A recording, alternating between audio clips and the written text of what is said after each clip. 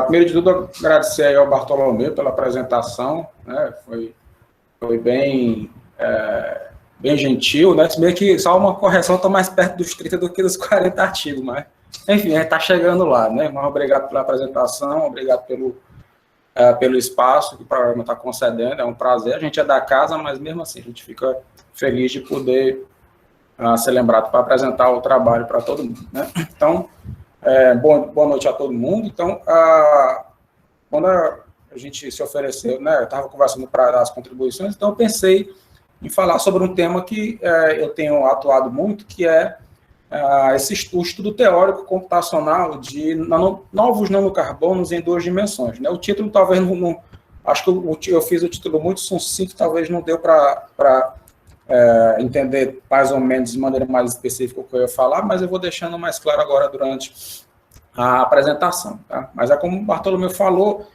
carbono, a gente teve a palestra do professor Oswaldo também, na semana passada, né? Excelente palestra, e tem a próxima apresentação que também tem carbono no meio, então a gente vê que o carbono, né, especialmente o carbono nessa escala nano, ele é um assunto muito quente, muito em voga hoje na ciência. Né? Então, eu vou mostrar um pouco, é um mundo muito amplo, né? Obviamente, o que eu vou falar aqui é uma ponta de uma ponta do iceberg, eu vou tentar mostrar um pouco para vocês essa vertente dentro dessa área que eu e o meu grupo tem atuado. Né? Então, eu sempre gosto de mostrar o pessoal, né, compõe o nosso grupo que a gente chama de nanofísica computacional, embora é física, mas a gente acaba também vendo um pouco de química e tudo, até porque a gente tem químicos também no grupo, né?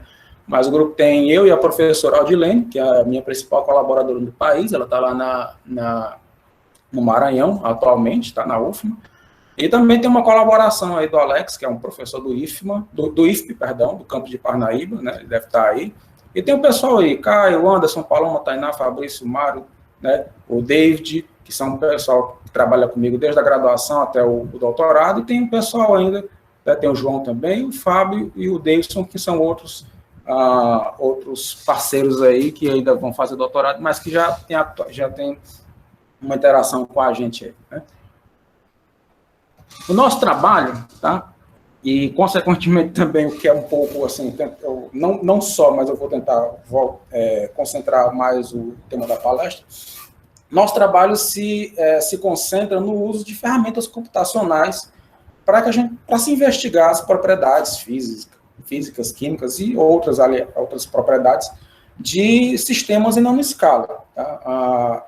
Basicamente, nós fazemos cálculos computacionais, porque são informações muito interessantes para a gente saber dos materiais, visando determinadas aplicações, tá? E que são quantidades muito difíceis de ser calculadas. Não dá para a gente pensar em calcular na mão. Então, a gente acaba utilizando o computador para fazer esses cálculos de larga escala, tá? E você tem também um contingente gigantesco de pessoas que trabalham no desenvolvimento de algoritmos e também de códigos computacionais para implementar essas teorias, né?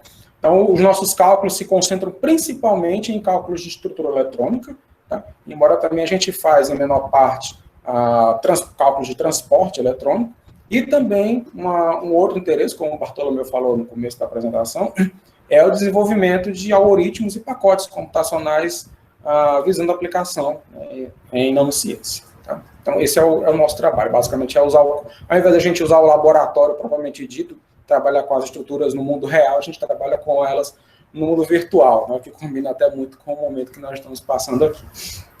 Eu também gosto sempre de começar as minhas apresentações fazendo 2 perguntas que eu considero fundamentais. Né? Pode parecer bobagem, mas eu sempre acho interessante trazer essas questões. Né? O que a gente está falando aqui, e praticamente, né, todos nós que trabalhamos na área de materiais fazemos, é investigar novos materiais, mas às vezes a gente se pergunta, novos materiais para quê? Tá? Tudo bem, eu sei que pode parecer uma pergunta meio clichê, uma resposta talvez mais clichê ainda, mas é fato de que nós precisamos de materiais para tudo. Tudo é feito de um material. Tá? E as coisas, os objetos que nós utilizamos hoje, tá? Eles são melhores do que aqueles objetos que a gente utilizava ontem, no passado, não só pela complexidade das peças que compõem esses objetos, mas principalmente também pelos materiais, pelos ingredientes dos quais esses objetos são feitos. Então, se a gente olha para um carro hoje, tá? O carro de hoje ele é melhor do que o carro do passado, não só porque as peças, a elétrica do carro é mais complexa, mas porque também os materiais que nós utilizamos para compor esses carros são melhores, são mais eficientes nos seus mais variados aspectos. Né? E daí a gente tira que é um tema de importância fundamental. Né? A gente aqui trabalha no nosso dia a dia, todos nós aqui nas suas respectivas áreas, e às vezes a gente sabe isso lá dentro, mas às vezes às vezes a gente se esquece, volta e meia, tem que pensar a importância do trabalho da gente, né? Aquilo que a gente acordar, quando a gente acorda de manhã e motiva a gente para sair para trabalhar, é isso, porque o estudo de novos materiais, ele está praticamente em tudo na sociedade. Então, o nosso trabalho, né, eu falo, o trabalho meu, de todos vocês que estão participando aqui desse seminário, é um trabalho muito importante para a sociedade. Então, acho sempre legal trazer esse pensamento em voga, né? Ainda mais porque tem muito estudante vendo, né? Então, sim, o nosso trabalho é muito importante. Uma outra pergunta que eu sempre gosto de utilizar para começar a conversa é qual a importância do tamanho, tá certo? Do ponto de vista científico, tá? Tamanho tem um papel fundamental, tá? Se a gente olha para uma criança como essa aí, ela tem uma representação aí de uma criança de uns 4, 5 anos, tem a altura mais ou menos de 1 metro, que é a escala de tamanho que nós estamos acostumados a ver no nosso dia a dia, a trabalhar. Tá? Então, o que acontece se a gente aumentar essa escala de tamanho em 9 vezes? Né? Ou seja, você multiplicar por 10, e por 10, e por 10, e por 10 de novo, 9 vezes. Né? Se nós fizermos isso, nós vamos estar tratando de distâncias compatíveis com a distância entre a Terra e a Lua, por exemplo. Tá? Por outro lado, se ao invés de aumentar a escala de tamanho, a gente diminuir a escala de tamanho 9 vezes, a gente vai para o outro oposto e vai estar olhando para coisas do tamanho de alguns átomos. Né? A gente vai estar na escala de tamanho em que o comprimento típico é o nanômetro, né? Que é 10 a menos 9 metros. Tá? Então, o tamanho ele tem uma importância fundamental, primariamente do ponto de vista científico. Porque nós vamos lidar com coisas completamente distintas que são regidas por leis físicas, químicas, enfim, completamente diferentes, né? Principalmente do ponto de vista físico. Né? A química a gente vai mais aqui no microscópio. Tá? Mas o tamanho tem uma importância fundamental se a gente pensar em ciência. E em tecnologia também. Tá? Aqui é uma foto que eu encontrei no Instagram um tempo desse, é uma figura bem icônica, né? Porque antigamente, tá, há décadas e décadas atrás, a gente não guardava informação em pendrive, em HD, enfim. O pessoal conseguia guardar informação, né, a maneira que tinha-se de guardar informação eram cartões perfurados. Tá? Então, nessa foto aí, a gente tem uma moça, tá, diante de uma pilha que está praticamente da altura dela, e essa quantidade de cartões empilhados aí perfazia, na época, em 1955, a quantidade de armazenamento de 4,5 megabytes. Né? Então, se a gente pensar, 4,5 megabytes é mais ou menos o tamanho de um arquivo da foto, uma foto que você bate com o seu celular. Né? Então, se você pensar para armazenar uma foto, você precisava de um meio físico para guardar essa quantidade de informação, composta dessa pilha de cartões praticamente do tamanho de uma pessoa, né? Mais pesada do que uma pessoa. Né? 4,5 megabytes.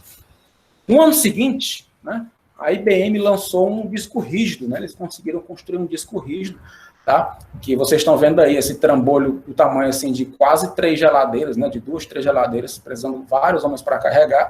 Isso em 1956. E esse disco rígido aí tinha uma capacidade um pouquinho menor do que essa pilha de cartões da moça aí. No caso, a gente tinha 5 megabytes, né? Ou seja, de um para outro você criou um disco rígido e aumentou 500K nessa quantidade de memória. Então, você imaginar, né, ter um dispositivo desse para guardar uma foto, né, uma informação de uma foto, por exemplo, quando a gente olha para os dias de hoje, né, é uma quantidade ridícula, né? Até porque hoje a gente já chega a ter dispositivos como cartões SD, como pendrives, que chegam a armazenar até 1 tera de informação. Né? Para você ver, entre a figura, né, da direita e as duas figuras, a figura do centro e da esquerda, imagina a monstruosidade de diferença tecnológica, tá certo, que tem de quantidade de armazenamento e o tamanho, né? Para a gente, né, essas comparações são interessantes porque a gente vê o quão absurdo a tecnologia se desenvolve, né? E, claro, por meio da investigação de novos materiais, né?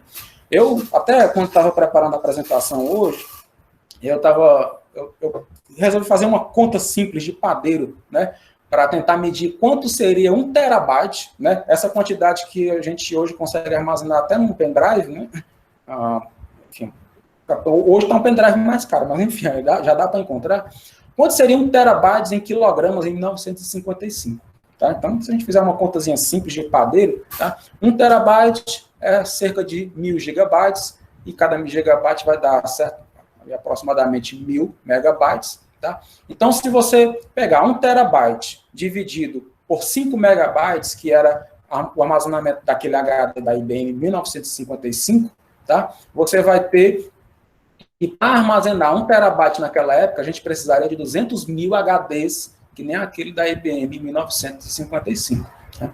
Aí eu fui na internet, né, pesquisar no Google, a primeira informação, né, sobre o peso de uma geladeira que eu encontrei foi uma informação que de um determinado modelo tinha 80 quilos. Então, vamos simplificar, né, vamos supor que aquele HD pesasse 2 geladeiras. Né? Então, 1 terabyte, você precisaria de um artefato físico, tá, de 200.000 vezes 2 vezes 80 quilogramas, por baixo, né, fazendo uma conta por baixo, ou seja, isso dá a incrível quantidade de massa, né, de 32.000 toneladas, né, para hoje a gente guardar a mesma informação que hoje consegue-se até guardar no pendrive. Né? Então, para a gente ver o quão monstruoso foi o avanço da tecnologia nas últimas 6, 7 décadas. Né? E a gente vê isso também na eletrônica, né? Nos computadores, tá certo? Talvez essa figura que eu estou mostrando aqui está até desatualizada, né? Mas antigamente os primeiros computadores ocupavam salas inteiras, tinham poder de processamento de minutos. Depois veio o microcomputador pessoal, que ainda era um trambolho muito grande. Hoje a gente tem um laptop pequeno, portátil, que tem uma capacidade gigantesca de processamento e de armazenamento. Tá? E além do próprio celular, hoje em dia o celular que a gente usa ele é praticamente um computador, né? Praticamente não, um computador que cabe na palma da mão da gente. Né? E, obviamente, a gente vê esse avanço do passado para cá, a gente começa a se perguntar como será daqui para o futuro. Né? O que é que o futuro vai reservar para a gente, né? Nas próximas décadas. Tá? Quando a gente pensa assim, né, em quanto que a tecnologia andou e quanto que ela pode andar, né, a gente, como eu falei no começo, tudo é feito de um material. A gente tem que imaginar quais são os materiais que foram usados para promover esse avanço, tá? E saber se esses materiais vão permitir que a gente avance ainda mais ou se a gente vai ter que procurar novos materiais. Tá? E quando a gente fala do ponto de vista da eletrônica, né, para o mundo dos computadores, tá certo?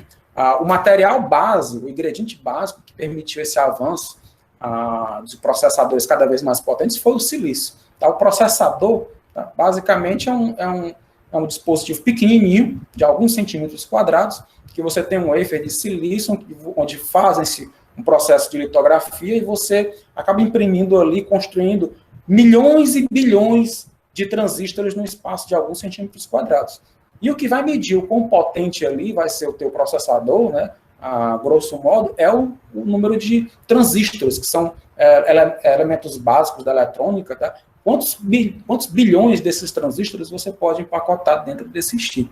Né? Só para a gente ter um histórico, né? Tinha um Intel Pentium de 60 MHz de 1993, que tinha cerca de 3,1 milhões de transistores. Isso uma coisa pequenininha, menor do que a palma da mão da gente. Tá? Esses 3 milhões de transistores, eles tinham cerca de 800 nanômetros de tamanho cada um. Tá? Lembrando, nanômetro é a bilionésima parte do metro, né? Um metro dividido por 1 bilhão. Né? Então, você tem 10 a menos 9 metros. Depois, no ano 2000, a gente tinha o Pentium 4, né? Nas suas primeiras versões lá, tinha um processador de 1,4 GHz, que continha 42 milhões de transistores, com cada um tendo um tamanho próximo ali da faixa de 180 nanômetros. Tá?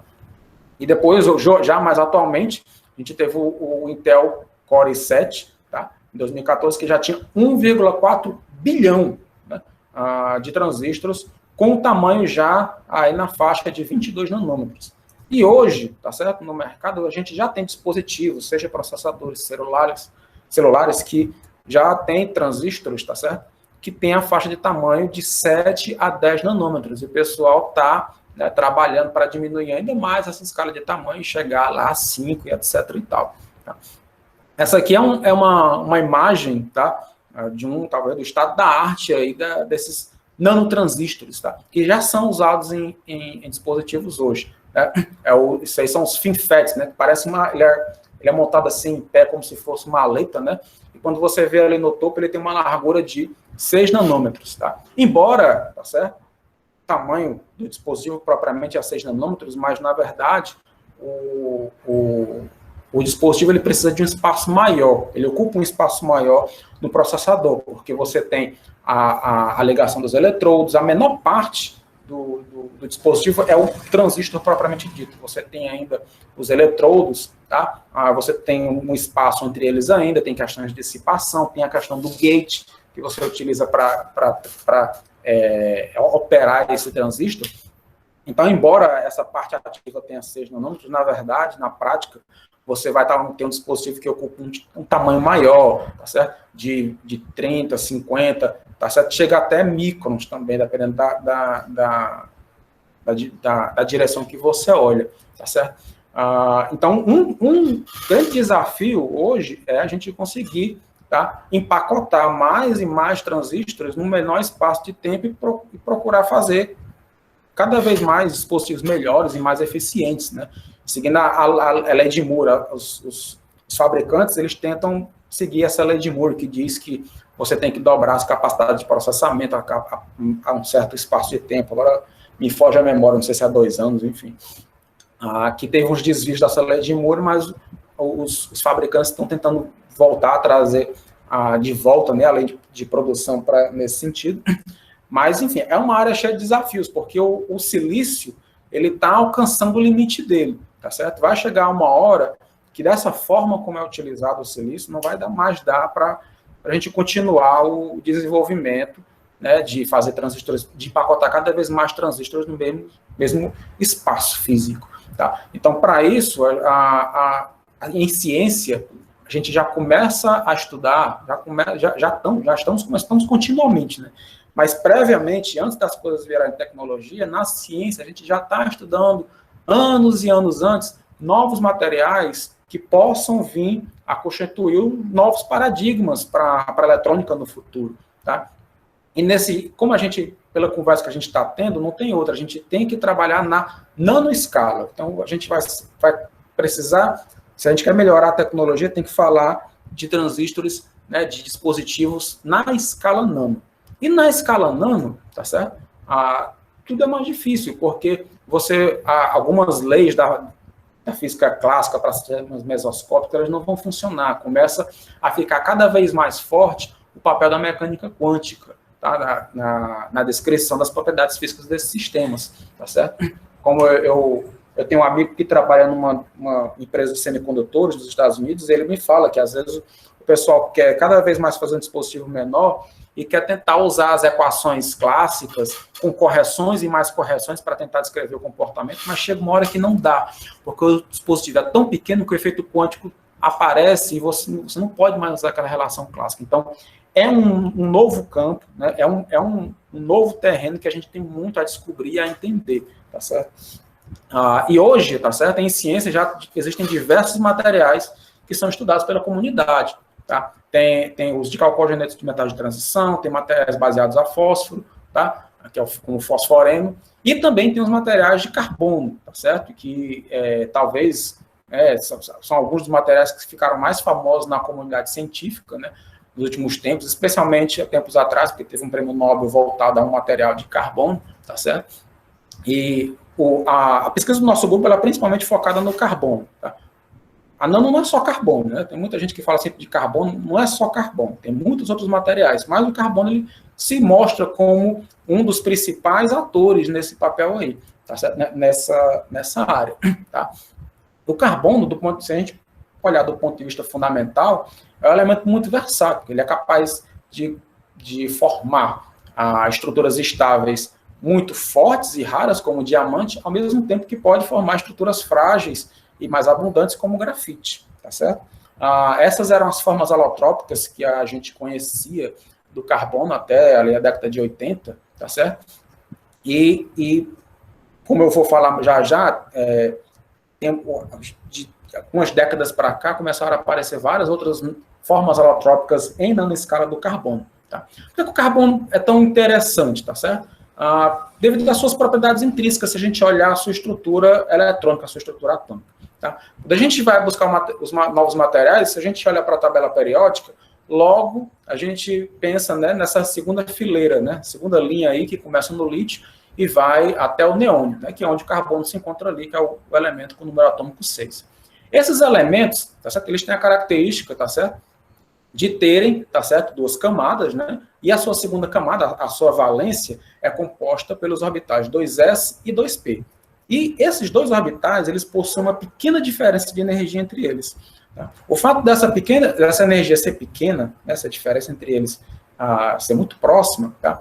Permite a ocorrência de um efeito muito conhecido, né, na química, tá certo? E na física também, que é o efeito de hibridização, tá? Onde você vai poder misturar esses orbitais e formar configurações de ligações de formas distintas, tá certo? Se a gente olha, tá, a diferença entre esses níveis, tá certo? Para os átomos ao longo da primeira linha, da segunda linha da tabela periódica, tá certo? A gente olha que o carbono ele está ali no valor intermediário, tá? Entre o boro e o nitrogênio, tá? E embora ele esteja lá no valor intermediário, o carbono tem coisas que o carbono tem de especial, também estão relacionadas à sua quantidade de elétrons, porque embora ele tenha essa diferença de energia intermediária, ele tem um número ótimo de elétrons que permite que ele possa fazer diversas configurações eletrônicas. De um lado, o nitrogênio tem um elétron a mais, tá certo? Que oferece fenômenos interessantes, mas também talvez não facilite tanto essa rica coleção de estruturas, e do outro lado você tem o boro que já tem deficiência de elétrons. Tá? Até se você olhar para baixo na tabela periódica, o carbono se mostra interessante, porque se a gente for para baixo na tabela periódica do carbono, você vai ter o silício, que é o bambambam, né, dessa eletrônica que a gente conhece até hoje. Tá? Só que o silício tem uma diferença com relação ao carbono, que ele tem uma camada a mais. O silício ele tem elétrons P no caroço. Né? A gente tem a valência do átomo e todo o resto dos elétrons com o núcleo a gente costuma chamar de caroço do átomo. Então, o silício tem elétrons P no caroço. Então, ele dificulta o empacotamento dos átomos de silício em diferentes formas, em diferentes hibridizações. Então, o carbono acaba por apresentar diferentes formas estruturais, como SP, SP2 e SP3, onde ele pode fazer uma, duas ou três ligações, dependendo do número de orbitais S e P que são envolvidos nesse processo de hibridização. Então, essa característica do carbono permitiu, tá, que a gente descobrisse, né, permite que a natureza apresente, tá, diversas nanoestruturas de carbono. Tá? Um grande marco nessa ciência dos nanocarbonos foi a descoberta, em 1985, dos fullerenos, né, que rendeu até o prêmio Nobel de Química aos seus idealizadores. Tá certo? Depois, em 1991, nós tivemos a descoberta dos nanotubos de carbono, que você já tem o carbono na forma tubular, que pode ser visto como um fullereno alongado, digamos assim. Tá? E, em 2004, nós tivemos, não vou dizer a descoberta, porque a gente já conhecia o grafeno há muito tempo, né? Mas teve experimentos fundamentais em grafeno de poucas camadas. Né? Experimentos fundamentais esses que acabaram rendendo o Prêmio Nobel de Física, né, para os seus idealizadores em 2010. Tá? Então, o grafeno, tá, para quem não é familiar, todo mundo é acostumado com lápis, né, ou com a grafite, né, como o pessoal gosta de chamar aqui no Piauí. Né? Lá no Ceará a gente chama de lapiseira, enfim. Mas naquela ponta lá do grafite, né, que a gente usa para escrever, ou no lápis, tá? Ele é o material que a gente chama realmente de grafite. Né? E o grafite ele é basicamente um empilhamento de camadas atômicas, umas sobre as outras.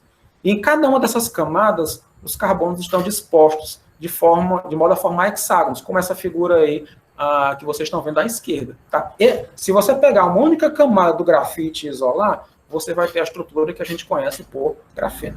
Tá? Então, o grafeno ele pegou uma comunidade que estava muito efervescente desde a descoberta dos nanotubos, que esperava diversas aplicações, mas que com os nanotubos não vieram tantas aplicações assim. E o grafeno, ele tirou vantagem de uma comunidade talvez mais madura, tá? No estudo de nanocarbonos, e ele apresenta algumas outras facilidades, né, com uma maneira mais sistemática de você controlar suas propriedades, mais facilidade de deposição, e tornou-se um dos temas mais estudados, né, na ciência dos materiais. Tá? Não à toa, né, isso também é um resultado natural de diversas propriedades interessantes que apresenta, como mobilidade eletrônica, transparência ótica, condutividade térmica, área de contato, alta tensão de fratura. E você pode ver que eu coloquei para cada item desse aí uma referência já de quase uma década, né, mais de uma década, e uma referência nova para a gente ver como todos esses temas aí envolvendo o grafeno, o carbono, estão em voga e são temas ainda muito efervescentes dentro da comunidade. Tá? Do ponto de vista da estrutura eletrônica, tá certo? Eu falei muito de estrutura eletrônica, eu falei no começo de estrutura eletrônica, mas o que é que vem a ser a estrutura eletrônica? Basicamente é a descrição dos níveis de energia que estão associados aos elétrons, seja numa molécula, seja num sistema cristalino. Tá? Quando a gente tem um sistema cristalino, a gente tem algo que a gente chama de estrutura de bandas. E a estrutura de bandas do grafeno ela é muito interessante, porque quando a gente plota esses níveis ao longo da zona de Brillouin, que é um conceito lá básico da física do estado sólido, você vai ter nos vértices dessa zona, tá, estruturas chamadas de cones de Dirac, tá certo? Onde a energia do elétron ela se comporta de maneira linear, a depender do vetor de onda. Tá? A gente diz que os elétrons se comportam como se fossem, não é que os elétrons sejam relativísticos no grafeno, mas eles se comportam como se fossem partículas relativísticas. E, em teoria, existem vários fenômenos interessantes, como o tunelamento de Klein, que dizem que podem ser possíveis no grafeno devido a essa estrutura de cones. Tá certo? O grafeno ele é uma estrutura que nós chamamos de semicondutor de gap zero, tá certo? Então ele conduz a eletricidade muito bem e é um material com propriedades extremamente interessantes, tá? Hoje, tá, a comunidade estuda o grafeno e materiais correlacionados a diversas alterações nas suas propriedades, tá? Dos mais diferentes tipos, né? Então você tem uma comunidade que tenta cada vez criar novas formas, tendo o grafeno, tá certo, como base, ou até mesmo tendo como base formas diferentes do grafeno, mas ainda compostas de carbono. Tá? Então, hoje, já se consegue sintetizar nanoestruturas de carbono de forma exótica, como vocês estão vendo na figura aí. Nessas imagens, né, essas linhazinhas, esses zigue-zagues aqui, são estruturas construídas com alta precisão atômica, já como você vê, em 2010, né, já há mais de uma década que consegue se fazer isso aí. Tá? E para estudar essas estruturas, né, mensurar as suas potencialidades para novas aplicações, a comunidade científica usa tanto ferramentas experimentais, que é a base de tudo, né? A ciência tem basicamente, na sua essência, é experimental, né? A gente comprovar através de experimentos o que a gente espera de material e tudo, mas também existem ferramentas teóricas, que é o que concentra no meu trabalho, que eu vou falar um pouco mais hoje, que mostram-se como ferramentas muito importantes para o desenvolvimento da nanociência. Tá? A gente sempre se pergunta, né? Essa é uma pergunta que eu sempre gosto de fazer para os estudantes, para os colegas, para que a gente faz teoria? Tá? A teoria ela tem diversos papéis dentro do desenvolvimento da nanociência. O papel, talvez, que a maioria das pessoas pensa logo de cara é aquele papel de investigar coisas hipotéticas que não existem ainda antes de que o experimento seja feito. Sim, essa é uma vertente muito importante, muito interessante da pesquisa teórica, mas não é a única. Tá? Os cálculos também eles podem ser utilizados em paralelo com o experimento, tá certo? Não só para guiar o experimento, mas também para ajudar a construir interpretações mais sólidas de resultados do laboratório. Às vezes você tem um resultado do laboratório que o resultado foi adquirido de maneira correta e tudo, mas às vezes o pesquisador não consegue interpretar aquele resultado. E muitas vezes a teoria é que traz essa interpretação. Então ela pode ser usada em conjunção, juntamente, em paralelo, com ferramentas experimentais para construir o conhecimento. Tá? Às vezes também o cálculo tem um papel também de se colocar depois do experimento, tá? Onde, motivado por experimento, você extrapola, tá certo? Outras possibilidades de construção de nanoestruturas e acaba por formar uma enciclopédia de novo, estimulado por um experimento, mas você forma uma enciclopédia teórica de coisas hipotéticas que podem vir a ser buscadas dentro do laboratório. E aí, esse sistema se retroalimenta e você vê o cálculo estimulando o experimento estimulando o cálculo, e continuamente a gente desenvolve conhecimento, entendimento das propriedades de novos materiais. Tá? No tocante a cálculo de estrutura eletrônica, como eu falei, o cálculo de estrutura eletrônica ele se refere a calcular os níveis de energia associados, acessíveis aos elétrons, seja numa molécula ou seja no sólido. E isso é obtido, tá, resolvendo essa equação de Schrödinger na mecânica quântica. Tá? Aqui não vale mais a lei de Newton, força igual a massa vezes aceleração. Aqui a gente não pensa mais, não vale mais o campo da mecânica clássica. Você vai tratar no ramo da mecânica quântica. E esse problema, tá certo? Essa equação ela pode parecer muito simples, mas na verdade ela é muito complicada de se resolver. Porque um sistema atômico, um sistema molecular, ele é composto de núcleos e elétrons, e as interações desses entes são todas acopladas. É um problema fabuloso de se resolver. Não dá para se resolver na mão. A gente sempre tem que lançar de teorias e algoritmos e muitas vezes aproximações para poder tornar a realidade o cálculo a resolução dessa equação. Tá? E existem diferentes métodos, como teoria do funcional da densidade, que é tido como estado da arte, para resolver essa equação de Schrödinger, tá certo?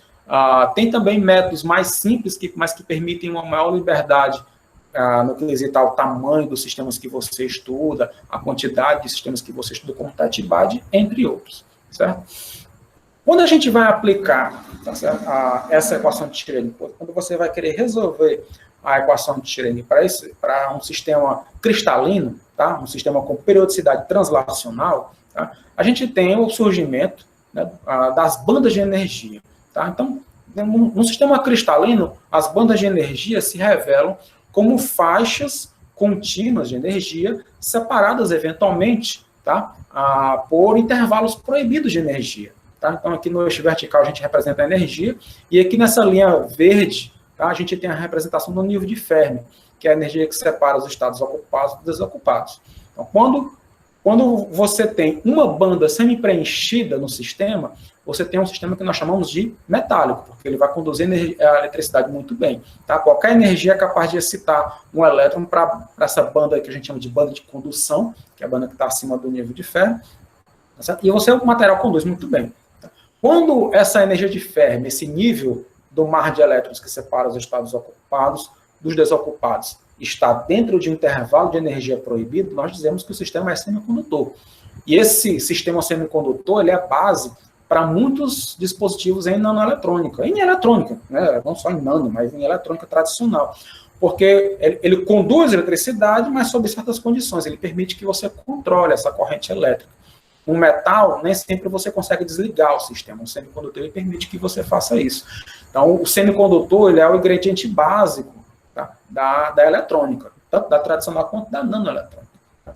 E se você tiver né, essa faixa de energia proibida em torno do nível de Fermi, é uma quantidade fundamental para esse tipo de sistemas, que é o que chamamos de gap de energia. Tá? Então, o sistema tem um gap de energia, ele é um semicondutor. Tá?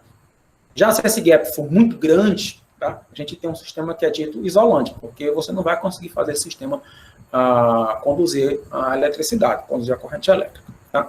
Agora, como eu comentei antes, tá? O grafeno ele é um semicondutor de gap nulo. Tá? Ele é um semicondutor, mas que tem um gap zero. Tem duas bandas que praticamente se tocam uma na outra no nível de Fermi. E isso pode ser interessante em algumas determinadas aplicações, mas em outras pode trazer um problema, porque você não consegue controlar a corrente elétrica no sistema. Você não consegue parar, fazer com que o sistema deixe de conduzir. Então fica a pergunta, como que a gente pode abrir um gap no grafeno para poder inseri-lo, né, em diversas aplicações na eletrônica? Tá? Existem diversas estratégias, não existe só uma. Uma delas, tá, é você, conceitualmente, do ponto de vista conceitual, cortar essa folha de grafeno e formar uma fita. Tá? A gente fala conceitualmente porque nem sempre uma fita é obtida através do corte do grafeno. Às vezes você já cresce no experimento a fita, assim, ela tem sido grafeno antes, mas conceitualmente a gente pode ver uma nanofita como um corte na folha de grafeno. Aí você faz uma fitinha que tem na sua rede básica a estrutura do grafeno. Tá? O interessante é que não é só cortar de qualquer jeito, dependendo de como você corta essa folha de grafeno, você pode alterar as propriedades do sistema de maneira dramática. Tá? Então, se a gente corta nesta direção aqui horizontal, que eu estou chamando aqui de armchair, você vai ter sistemas fundamentalmente semicondutores. Tá? Aqui você tem uma representação de bandas de valência e as bandas de condução. E aqui no meio você tem um intervalo de energias proibidas, que é exatamente aquele gap de energia que eu falei para vocês. Tá? Que eu esqueci de colocar, eu cortei sem querer aqui, mas que é o eixo de energia. Então, essas nanofitas com essa borda armchair, elas têm um gap, tá, que tem uma relação direta com a largura do sistema.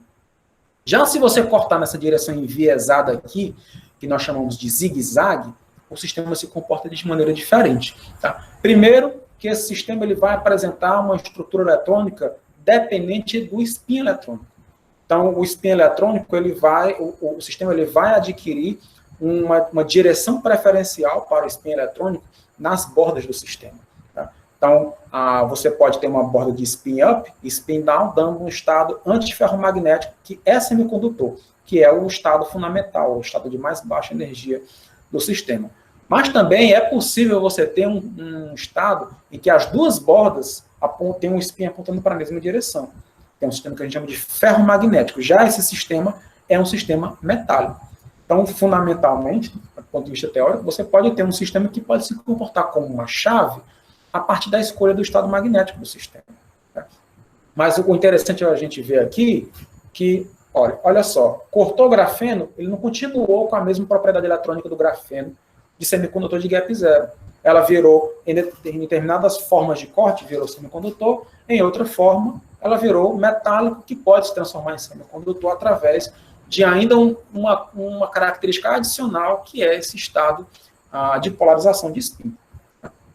Outra forma também de variar as propriedades do grafeno, o nanotubo ele pode ser visto, tá certo, como uma folha de grafeno enrolada.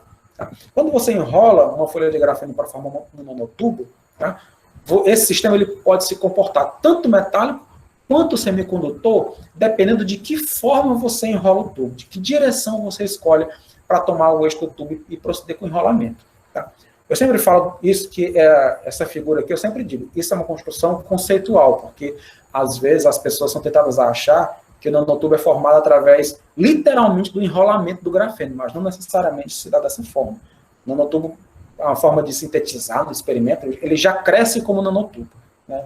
Não é que a natureza corta o grafeno e enrola, mas a estrutura base da parede do nanotubo, que é um cilindro cuja parede tem espessura de um único átomo, a base dessa estrutura é exatamente a rede do grafeno. Além disso, tá, a estrutura 2D, do ponto de vista fundamental, na nanociência, ela pode ser vista como uma base, tá, para as outras geometrias possíveis para nanosistemas. Tá? Você pode, por exemplo, pegar uma estrutura 2D, cortá-la e essa estrutura se recombinar, se enrolar e formar uma estrutura em forma de gaiola. Tá? O fullereno ele é exatamente uma estrutura em forma de gaiola, cuja disposição dos átomos na sua parede remonta um pouco à estrutura do grafeno. Tá? O grafeno também pode ser visto como a base para quantum dots, que são para flocos. Você pode cortar uma porção finita nas duas direções do grafeno e formar um floco. E esse floco pode apresentar diversas propriedades, inclusive envolvendo o spin, com aplicações de dispositivos lógicos, dependendo de como esses spins interagem uns com os outros em diferentes partes do flake. Tá? Como eu mostrei nos últimos 2 slides, a estrutura 2D ela pode ser a base para se construir uma nanofita, através do corte, ou um nanotubo, através do empilhamento, e o 2D também pode ser visto como a base de um sistema 3D, através do empilhamento. Tá? Então, olhar diretamente para a geometria 2D é muito interessante, porque ela se comporta como um elo fundamental até para você entender a construção de outras nanoestruturas, tá? Aqui do ponto de vista teórico, né, conceitual. Tá? Existem também outras estratégias para se manipular, para você conseguir ajustar as propriedades do grafeno. Tá? Entre elas, a gente pode citar, por exemplo, a inserção de defeitos do tipo vacância, onde arranca-se um ou mais átomos da estrutura e a estrutura se recombina. Então, às vezes, você vê a formação de padrões como esse, envolvendo octógonos, pentágonos ou heptágonos. Tá? E um defeitozinho desse aqui já pode produzir mudanças dramáticas na estrutura. Tá? Uma outra possibilidade de modificação do grafeno, tá? E de outros sistemas 2D também, mas especialmente no caso do grafeno que eu estou falando, é a criação de dopagens, tá certo? Você pode, por exemplo, ter dopagens substitucionais, em que você, conceitualmente também, né? Eu sempre falo conceitualmente porque, às vezes eu falo, você arranca uns átomos, o sistema se reconstrói. Você troca um átomo por outro, o sistema tem uma propriedade diferente.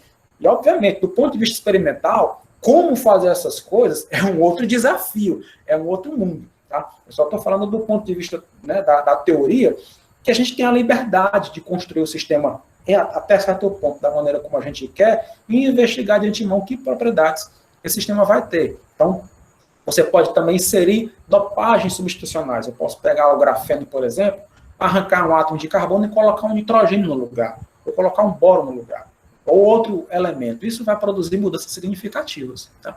Além disso, eu também posso ter reconstruções no grafeno, não necessariamente envolvendo uma vacância, sabe? Mas às vezes um mismatch entre diferentes setores grafíticos, tá certo? Você pode ter a construção de linhas de defeitos, tá certo? Envolvendo anéis de ordem maior ou menor do que 6, menor do que hexágono, como mostrado nessas duas figuras aqui, certo?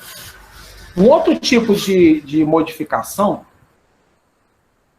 também, tá certo? Que tornou-se muito investigada nos últimos anos, é a ideia de você pensar o seguinte, tá, no grafeno, os carbonos, os átomos, estão dispostos de modo a formar hexágonos.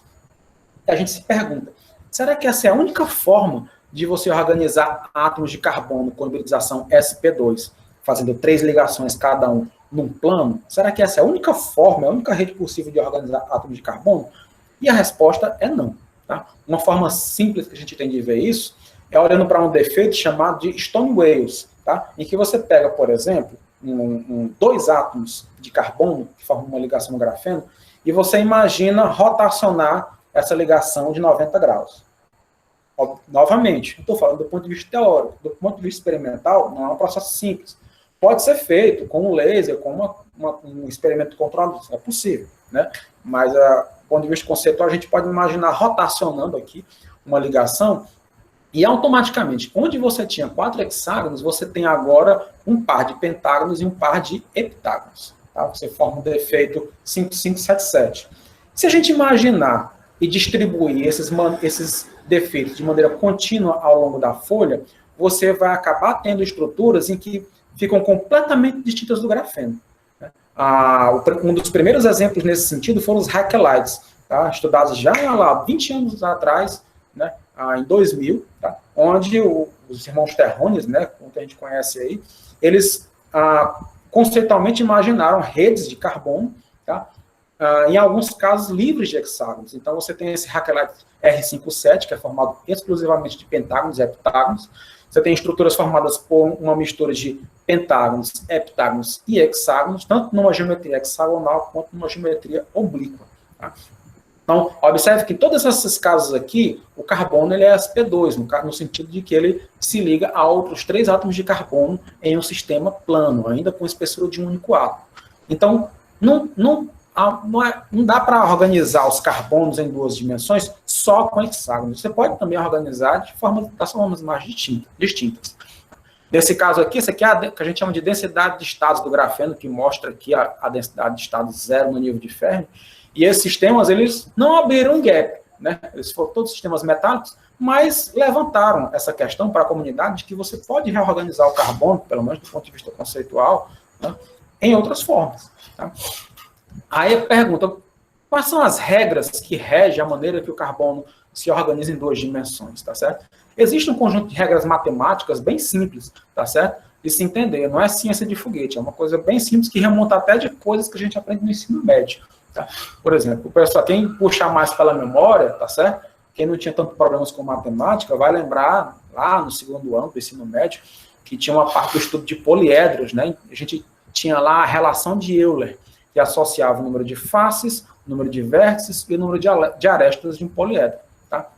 E essa relação era essa aí, V mais F igual a mais 2. Você tem o número de vértices, faces e arestas, tá? Essa relação ela pode se tornar um pouquinho mais complicada quando você tem uns defeitos topológicos correspondendo a buracos, tá? Então, quando você tem uma estrutura como essa aqui, tá? Na forma de donuts, né? Uma forma de um toroide, você tem um buraco. A gente diz que essa estrutura tem um gênus 1. Se a estrutura tiver 2 orifícios, você vai ter um gênus 2 ou um gênus 3 e aí por diante. Tá? A gente pode introduzir esse efeito do número de gênus, tá? Esse G, na relação de Euler por meio desta forma. Tá? Você vai ficar com V mais F menos A igual a 2 vezes 1 menos G. Onde um poliedro fechado vai ter o gênus 0. Você recupera a relação do slide anterior. Tá, mas o que é que isso tem a ver com carbono em 2 dimensões? Tem a ver o seguinte, se a gente olhar para um sistema bidimensional, a gente pode conceitualmente imaginá-lo como um sistema com gênus 1. Por que um sistema com gênus 1? Porque todo sistema cristalino em 2 dimensões ele tem uma célula unitária que, em última hipótese, pode ser um paralelogramo. Tá? Então, se você imaginar juntar, tá certo? Essa aresta aqui com essa, tá? Amparado pela simetria translacional, você vai formar uma estrutura tubular e você pode conectar as duas partes formando um toroide. Então, do ponto de vista topológico, a gente pode considerar um plano como se fosse uma estrutura com gênus 1. E aí contabilizar, tá certo? Quantos triângulos, quantos quadrados, pentágonos, hexágonos, enfim, quantos polígonos de cada tipo eu posso ter. Tá? A relação de Euler, para esse caso, fica dessa forma, V mais F menos A igual a 0. E nós podemos colocar o número de vértices, faces e arestas em função do número de polígonos de cada tipo. Tá? Nessas relações aí, NI representa o número de polígonos com I lados. Tá? Pode parecer complicado, mas não é. Não é ciência de foguete. É uma relação, você para pensar, você vê que é relativamente fácil de se entender. E a gente acaba chegando nessa relação que diz que um sistema de carbono sp2, eu estou fundamentalmente considerando que cada carbono faz 3 ligações. Os números de polígonos eles não podem ser ao léu, eles têm que obedecer a essa relação aí. Observe que essa relação ela é independente do número de hexágonos. Tá? Se por acaso eu tiver apenas pentágonos e heptágonos, o número de pentágonos tem que ser igual ao número de heptágonos para que essa soma dê 0. Tá? Como aconteceu, por exemplo, em um dos raquelites. Tá? Enfim, então todo o sistema sp2 de carbono em 2 dimensões ele vai ter que obedecer a essa relação. Tá? Aqui é um exemplo estou colocando, um sistema estudado há uns 2 anos atrás, eles chamaram de carbono CMMM. Tá? É um sistema que hoje já tem vários alótopos de carbono estudados. Tá? E poucos deles têm um gap de energia. Tá? E esse aqui é um deles. Tá? E você contabilizar o número de polígonos de cada tipo, ele obedece direitinho àquela relação lá. Tá? Uma outra estrutura que foi investigada na literatura foi o grafenileno. Aí, assim, muitos estudos, né, nessa proposta de novos alótopos de carbono em 2 dimensões, tem como base mesmo, em certo ponto, a imaginação. Você pega a sua imaginação, mistura com conhecimento matemático que vai concatenando as estruturas. Nesse caso aqui, a ideia básica, tá, foi imaginar a estrutura de grafeno e substituir os átomos de carbono por hexágonos, por estruturas básicas, né, por bloquinhos semelhantes a uma molécula de benzeno sem os hidrogênios. E ligando-os uns aos outros por meio de quadrados. Você teve essa estrutura aqui, que foi chamada de grafenileno. Tá? Quando a gente olha para a estrutura eletrônica dele, aqui são as bandas de energia, tá? Que hoje vertical é energia, e esse sistema ele apresenta um gap, mas ele apresenta um gap muito pequenininho, de 0,025 eletronvolts. Entretanto, tá? Se você corta esse sistema em nanofitas, eles podem apresentar gaps tão altos quanto cerca de 1 eletronvolt. Né? Então, quando a gente olha para o carbono em 2 dimensões, a gente olha não só para a folha, mas a gente também vai enxergar o que acontece se eu quebrar esse sistema em uma forma unidimensional, como um tubo ou como uma nanofita.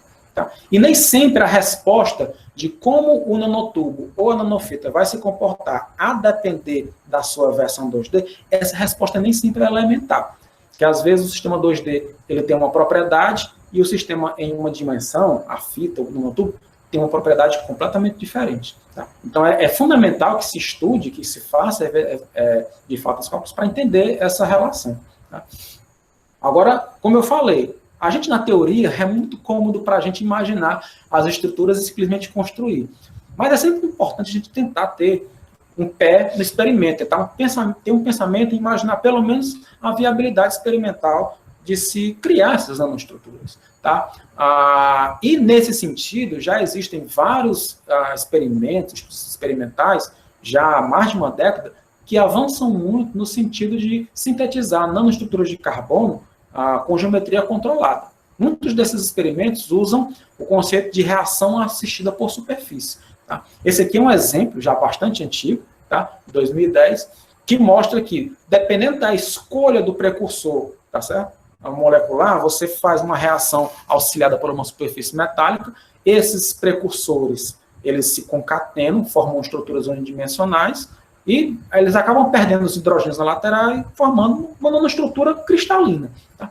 E a depender do precursor molecular, você pode ter uma estrutura com a borda reta ou estruturas com bordas sinuosas. Tá certo? Esse sistema aqui, quando a gente coloca aqui do ponto de vista teórico, pode parecer absurdo, mas não. Tem experimentos já conseguindo sintetizar uma fita cristalina com essa geometria. Tá? E isso já há mais de 10 anos. Então, nesses últimos anos, a química supramolecular andou muito no sentido de possibilitar a obtenção de estruturas, inclusive 2D também, tem outros exemplos, não só em uma dimensão, mas em 2 dimensões também.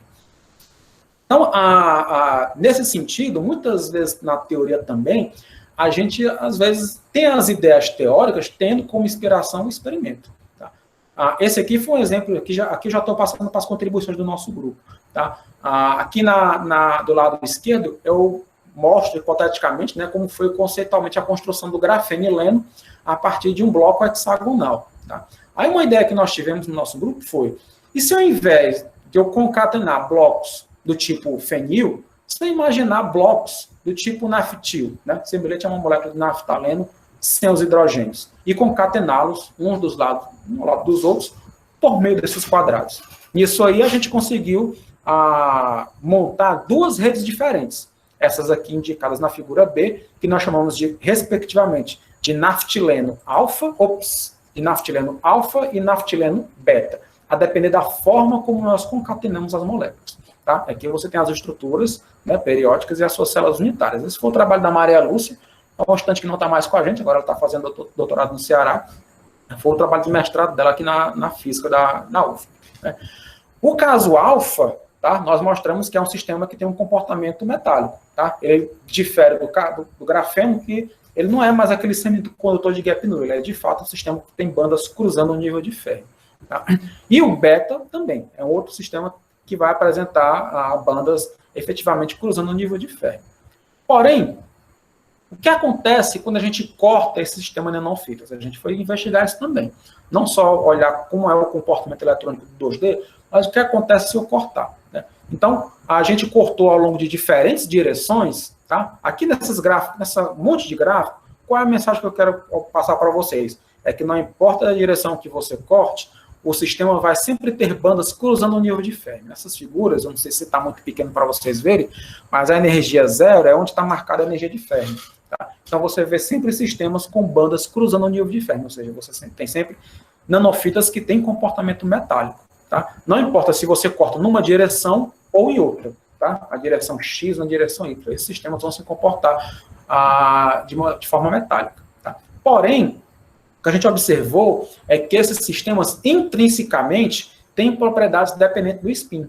Tá? Esses cálculos que eu mostrei mais acima, a gente não considerou o spin explicitamente. A gente forçou o spin up ser a mesma coisa do que o spin down no cálculo.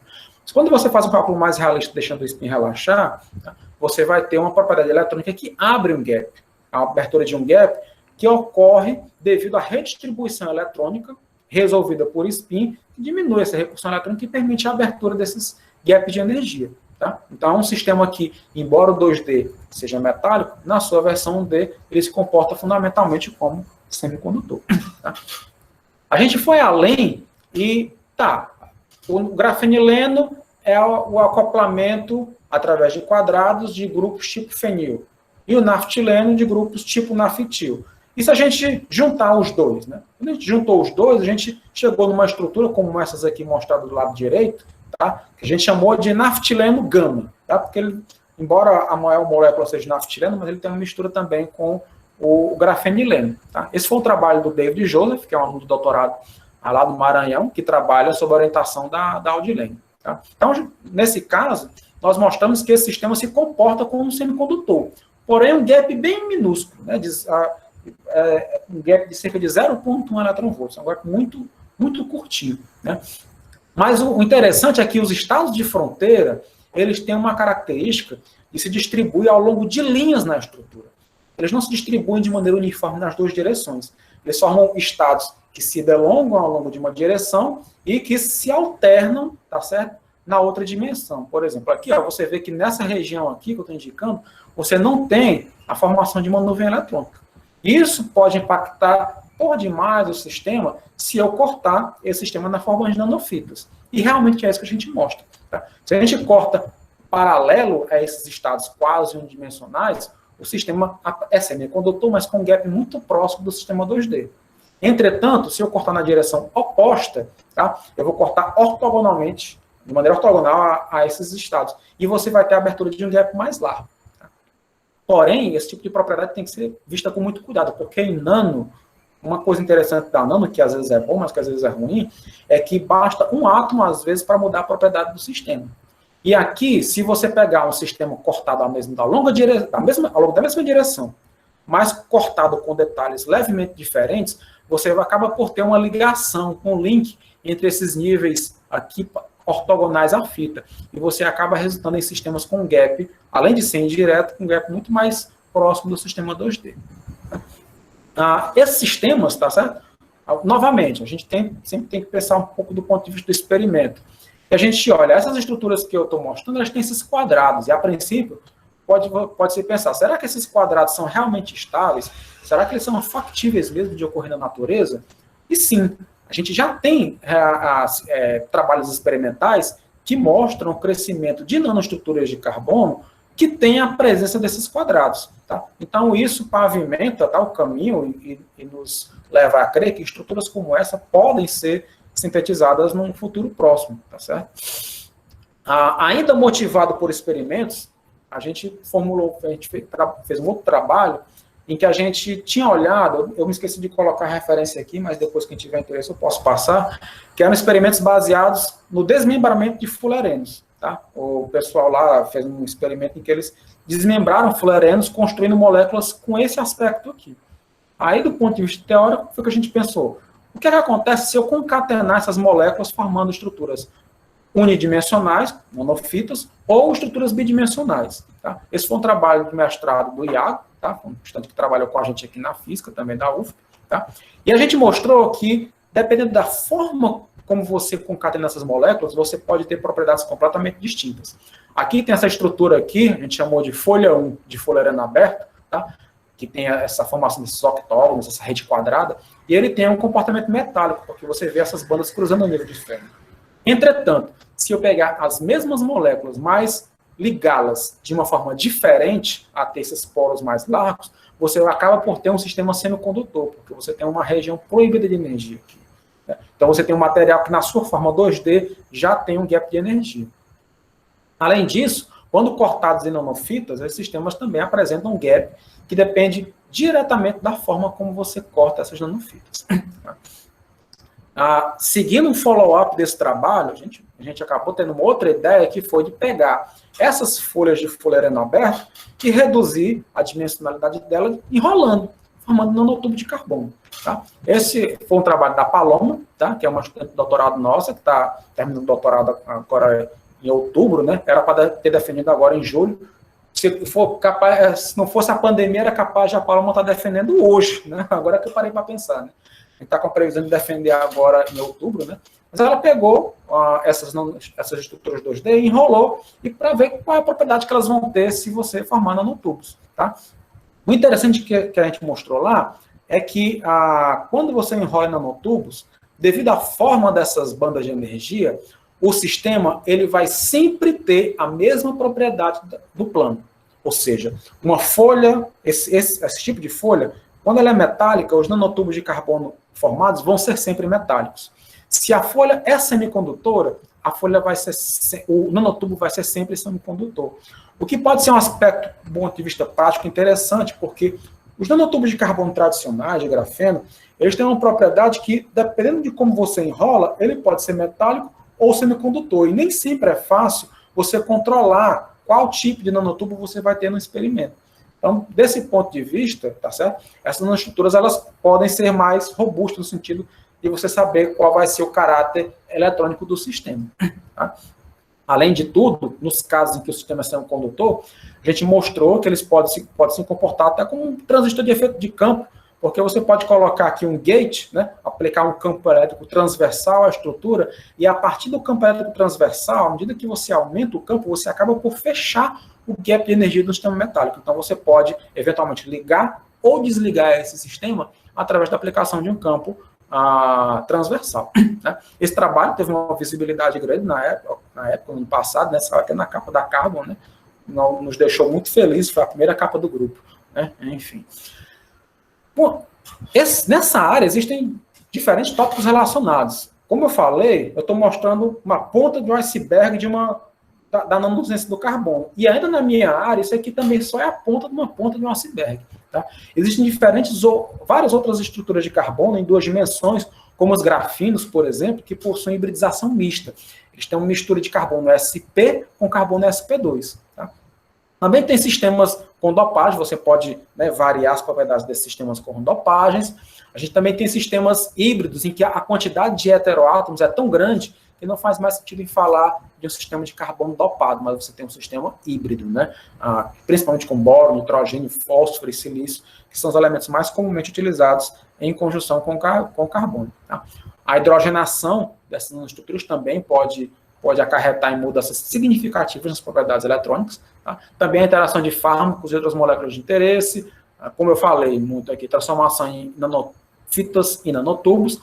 Além de também, um outro tipo de trabalho que tem sido muito comum ultimamente é a hibridização mista, em que além de você misturar a hibridização sp2 com sp, você também pode misturar sp2 com sp3. Tá? Nesse sentido, teve um outro exemplo que a gente trabalhou, isso aqui não foram trabalhos nossos, foram trabalhos que apareceram na literatura, que começou-se a estudar sistemas quase 2D, eu falo quase 2D porque eles têm uma pequena espessura, mas eles são formados pela mistura de carbono tricoordenado com tetracoordenado. Né? Então, teve esse exemplo aqui, que foi o pentagrafeno, que é formado apenas por pentágonos, e teve esse outro exemplo aqui, que foi o tetagrafeno, que é uma mistura de quadrados e com hexágonos. Esse trabalho aqui, né, nos causou uma certa tristeza, porque nós estávamos fazendo esse trabalho quando ele saiu. Né? A gente ainda conseguiu salvar o trabalho, foi exatamente o trabalho do Fabrício, que também é outro que devia estar defendendo hoje, né, mas ele vai defender o doutorado, né, é estudante nosso lá pela UFC, na física. O trabalho do Fabrício, ele pegou essa estrutura, mostrou que ela é semicondutora, mas além disso, a gente enxergou que podíamos inserir setores grafíticos entre essas linhas de carbono tetracoordenado. A gente pode não só variar o gap de energia do sistema, como pode inclusive ter sistemas que preservam os cônes de Dirac do carbono. Tá? Sistemas também que podem ser cortados na forma de nanofita, também, né? Quando você corta a nanofita, vai ter propriedades distintos. Nesse caso, por exemplo, aqui a gente mostra que tem uma propriedade semicondutora, a depender da hibridização da borda, e dependendo da direção, podemos inclusive ter sistemas metálicos, que também vão ter propriedades dependentes do spin. Para terminar, eu acho que está todo mundo impaciente, que eu acho que eu passei o tempo, né? Mas só para mostrar outras coisas que a gente está fazendo, né? Então tem o Davidson e o Fabrício, junto comigo com a Adeline, está fazendo um trabalho em nanofitas de um outro arótipo misto, SP2 e SP3. O Alex e o Fabrício também estão estudando já uma terceira estrutura em forma de nanofitas. Tá? A Paloma está fazendo um popurrí de trabalho. A Paloma, não sei como é que ela não fica agoniada quando eu chego para ela com uma coisa nova para fazer, né? Mas ela está trabalhando, além daquilo que a gente mostrou, em estruturas baseadas em moléculas de acepentaleno. Tá? Também está estudando nanotubos de carbono de paredes duplas, enxergando como a interação entre as paredes interfere nas propriedades desses sistemas, e sistemas colapsados. Tá? Eu não falei de grafinos, mas a gente está estudando uma série de grafinos não convencionais, que é o caso do trabalho da Tainá, que é estudante aqui do programa, tá? Que está fazendo doutorado. Eu tenho que mostrar a todo mundo que é para ninguém ficar chateado. Né? Também tem o Anderson e o Deixo, que estão fazendo trabalhos nessas nanofitas sinuosas, né, dopadas com boro e nitrogênio. Tem o Mário, que é o estudante de doutorado aqui da física, que está estudando um outro holótipo baseado em uma outra molécula. Tá? O Fábio, tá certo? Que está vendo sistemas em forma de gaiola, né, contando quadrados e outros tipos de anéis. Tem o João, que está começando agora, né, vai estudar sistemas baseados em uma molécula recentemente estudado na literatura. E tem o Caio, que é o nosso caçula do IC, né, que está estudando, por hora, nanofitas de carbono empilhadas. Tá? Para concluir, o carbono, como eu falei, né, deu para ver que ele tem uma vasta coleção de formas de nanoestruturas.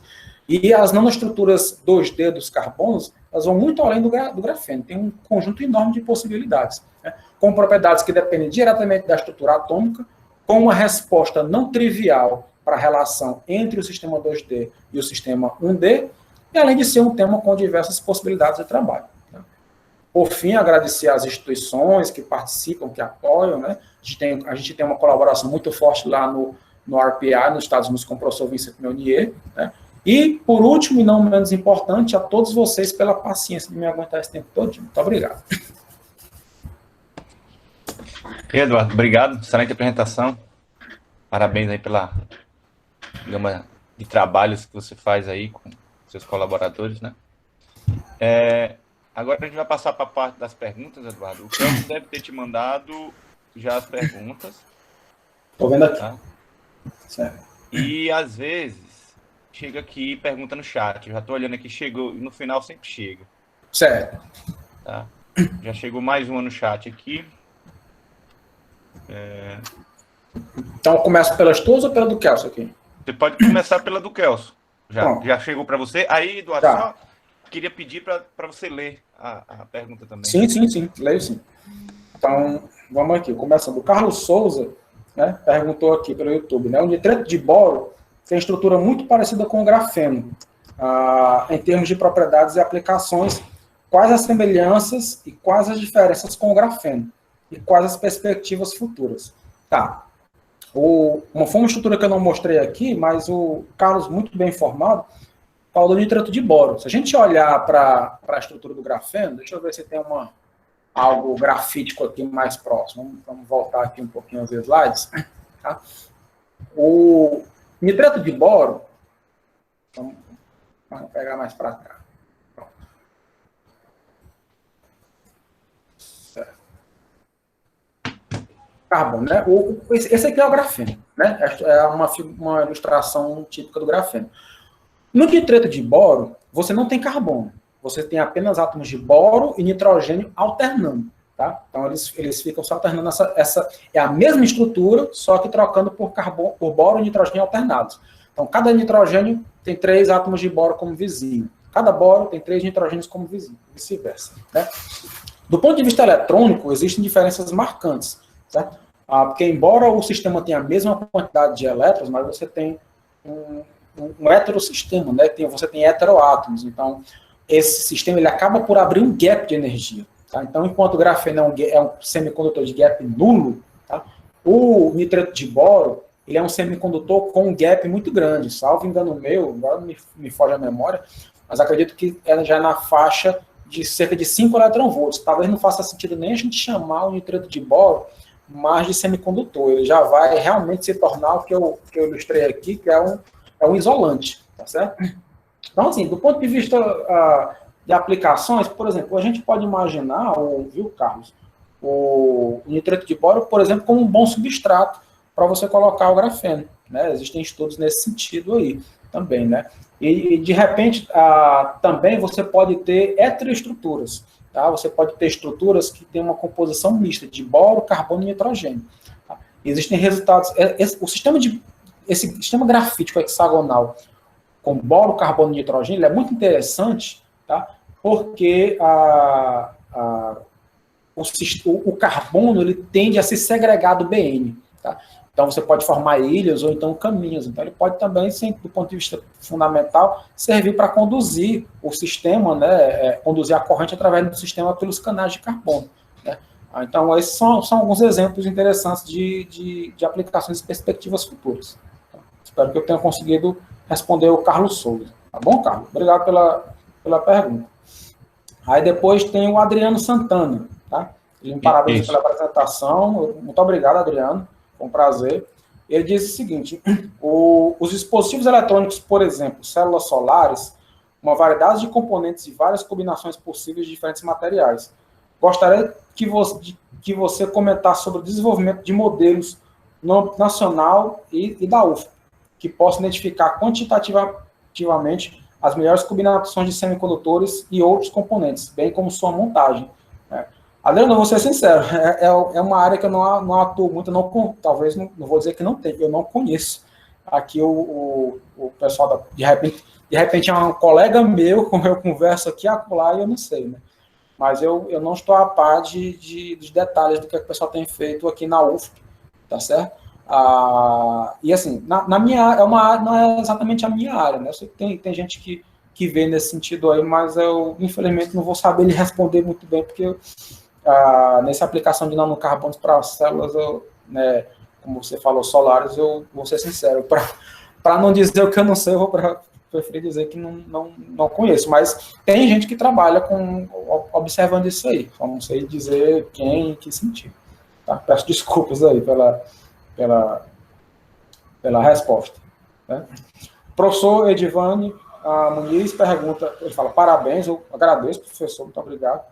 E ele diz que a introdução da mecânica quântica e cálculos computacionais para desenvolver e entender as propriedades dos materiais fez com que a pesquisa em materiais aumente em muito a sua intensidade e profundidade. Sua palestra mostra isso com grande quantidade de exemplos. Muito obrigado, professor. E ele bota a pergunta aqui, né? As propriedades dos grafenos são muito mais relativas à sua estrutura ou também estão envolvidas as propriedades de superfície? Não, definitivamente é uma propriedade de superfície, né? No caso do grafeno, ele vai ser a estrutura bidimensional, né? Então, fundamentalmente, essas propriedades dele vêm da sua baixa dimensionalidade, né? Que não é 3D, é 2D, né? Em sua versão 3D, book, né? O grafeno, que na verdade é o grafite, né? Ele é um bom condutor, tá? E quando ele é cortado nessas duas dimensões, você muda dramaticamente o sistema, né? Os elétrons agora estão confinados a se mover ali aproximadamente no plano. E você tem a formação daqueles cones de Dirac, tá? Agora, né? A gente também pode imaginar o seguinte: para um sistema 2D, tá certo? Você pode, de repente, quando você corta um sistema 2D, você pode conceitualmente imaginar a borda do sistema como se fosse a superfície desse sistema 2D. E aí a sua pergunta é muito interessante nesse sentido, porque realmente tem um interplay entre os estados que se distribuem dentro da estrutura e os estados de borda. Tá? Isso pode se revelar de diferentes formas. A geometria da borda é uma delas. Tá? Então, por exemplo, quando você pega o grafeno e corta ele ao longo daquela borda que eu chamei de armature, o sistema fundamentalmente se comporta como semicondutor e as suas propriedades se associam principalmente a estados distribuídos na região interna da nanofita. Entretanto, se você corta essa nanofita de maneira a ter uma borda zigue-zague, ou seja, eu acho que eu coloquei bem aqui essa...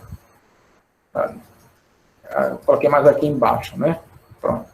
Já se você corta o sistema para que ele tenha uma borda desse tipo aqui, que eu chamo de zigue-zague, isso muda completamente o sistema. Tá? Porque aí o sistema vai apresentar essas características de dependência do spin, e mais do que isso, os estados eletrônicos que dominam a região de energia no nível de Fermi são fundamentalmente estados de borda. Certo? Então, uma nanofita armature, você tem a condução ali por meio de dentro da fita. Já no sistema zigue-zague, é a mesma base, a mesma estrutura básica, o mesmo corpo, mas só porque a borda foi cortada diferente, a condução passa a ser pelas bordas. Então, você tem um interplay muito complexo entre as propriedades do book, né? Quando a gente for olhar o sistema 2D, vamos olhar o book, uma parte da região de dentro, e as suas bordas, né? A superfície aqui seria as bordas, né? E essa relação não é trivial, tá? Como a gente vê no exemplo do grafeno. E isso se estende para outros sistemas também, né? Quando você tem essas outras concatenações do carbono em duas dimensões, tem sistemas que fundamentalmente se comportam como os estados conduzindo dentro da nanofita, e tem geometrias que tem o contrário, elas se refletem, os estados de fronteira se aparecem nas bordas. Né? E a resposta de quando é que é uma coisa ou outra não é trivial, a gente sempre tem que fazer esse trabalho de formiguinha e ver cada caso. Mas é uma relação muito complexa e muito rica. A sua pergunta foi muito relevante nesse aspecto. Eu lhe agradeço pela pergunta. Eu espero que tenha respondido de maneira legal para o senhor, né? Espero que você tenha gostado da resposta. Mas chegou mais uma aqui, né? Gabriel Ferrari, né? Cara que tem nome de carro de luxo, né? Professor, o senhor pode comentar um pouco sobre como está a pesquisa na eletrônica molecular, em especial os sistemas formados por uma única molécula entre 2 eletrodos, né? E como o grafeno pode ajudar nesse sistema? O Gabriel aqui, ele já foi num ponto que é o sonho da eletrônica, né? Então, por exemplo, eu mostrei aqui o transistor, né? De um processador que é um estado da arte hoje, né? Então, essa aletazinha aí com uma largura de 6 nanômetros, tá certo? O sonho supremo de quem trabalha com eletrônica molecular, como você bem falou aqui, é substituir esse negócio aí, que já é muito pequeno, tá, por um dispositivo que seja composto na sua parte ativa por uma única molécula. Né? Basicamente, a ideia é essa: pegar uma molécula tão pequena quanto um benzeno, por exemplo, ligar eletrodos e ver como é que você conduz a eletricidade por esse sistema. Tá? Do ponto de vista, né, teórico, e até do ponto de vista experimental, a gente já entende muito. Né? Então, já existem experimentos fazendo transistores com uma única molécula. Você já consegue fazer um experimento de corrente elétrica envolvendo uma única molécula, aderida a 2 eletrodos, tá certo? Você já se consegue fazer, por exemplo, um transistor com um nanotubo de carbono, esse tipo de coisa já faz. O grafeno também ele pode ser muito importante nesse contexto, não só como o meio ativo do dispositivo, mas ele também pode servir como o eletrodo do sistema. Tá? Você pode imaginar um sistema, por exemplo, com eletrodos de nanofitas de grafeno ou nanotubos ligados a uma molécula entre eles. Né? Então, do ponto de vista teórico, esse tipo de sistema já é estudado há muito tempo, tem uma comunidade efervescente nesse sentido, e do ponto de vista experimental também já se faz. A gente já consegue montar um transistor desse tamanho. Agora, para isso virar realidade, é que são elas, tá? Porque, observe bem, como eu falei nesse slide aqui, a gente está falando de empacotar milhões e bilhões de transistores num espaço diminuto, tá certo? E fazer um transistor baseado numa única molécula no laboratório, beleza, é uma coisa, é lindo, é maravilhoso, é ótimo.